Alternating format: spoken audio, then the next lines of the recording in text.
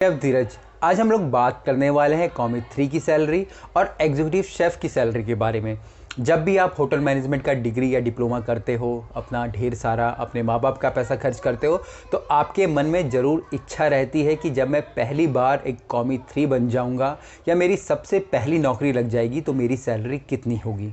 और जब आप इस इंडस्ट्री में आ जाते हो, आप देखते हो कि आपके ऊपर तो लंबी चौड़ी हिराकी है और जो सबसे ऊपर की पोजीशंस है, सबसे टॉप की पोजीशंस है एग्जीक्यूटिव शेफ़ की, उसकी सैलरी कितनी होगी। क्योंकि हमेशा आप लोग सपना देखते हैं उस पोजीशन पे जाने का, जो कि देखना भी चाहिए।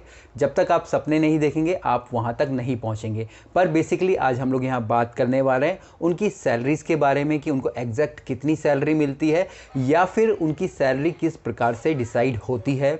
जब मैंने खुद होटल मैनेजमेंट का डिप्लोमा किया तो मेरे मन में भी यही विचार आता था कि जब मैं कॉमी 3 बन जाऊंगा तो मेरी सैलरी कितनी होगी। क्योंकि उस समय जो वहाँ पे कॉमी 3 काम कर रहे थे उनकी सैलरी मात्र 3200 रुपये थी। तो मुझे लगता था क्या मैं जहाँ भी जाऊँगा मेरी तनख्वाह 3200 रुपये ही होगी। या जो उस टाइम एग्जीक्यूटिव शेफ़ था वहाँ पे उनकी सैलरी 2005-06 की बात करें तो 70 से 80 हज़ार रुपये थी, तो क्या उतनी ही होगी या बाहर किसी होटल में। क्योंकि मैंने जो अपनी डिप्लोमा किया, जैसे मैंने ट्रेनिंग करी है वो फ्लाइट किचन से किया है, तो मुझे लगता था बाहर जो 5 स्टार होटल हैं या दूसरे होटल्स हैं या रेस्टोरेंट हैं वहाँ पे सैलरी कम या ज़्यादा होगी। और सेम यही क्वेश्चंस आप लोगों के दिमाग में भी आते होंगे।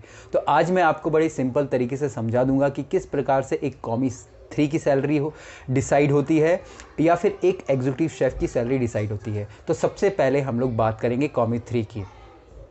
कॉमी 3 सबसे पहले आपको समझना होगा, हमारी जो प्रोडक्शन डिपार्टमेंट कह लीजिए, किचन डिपार्टमेंट बोल दीजिए, वो सबसे नीची लोएस्ट पोजीशन है। उससे ऊपर आपके कॉमी 2, कॉमी 1, CDP, शू शेफ़, ये सब कुछ आते हैं।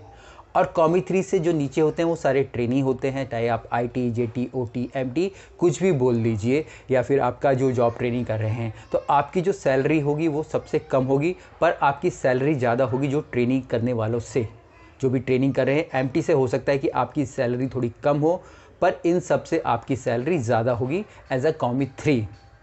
अब जो आपकी सैलरी ये यहाँ पे जो भी डिसाइड होगी वो किन चीज़ों के ऊपर डिसाइड होगी। सबसे पहले ये डिसाइड होगी आप किस स्टेट में काम करते हैं। क्योंकि हर किसी स्टेट का जो मिनिमम पे स्केल होता है, पे स्केल का मतलब है कि आपके गुजर बसर चलाने के लिए हर स्टेट में अलग अलग एक मिनिमम पे स्केल बना दिया जाता है, उसके अनुसार आपकी सैलरी डिसाइड होती है। तो कम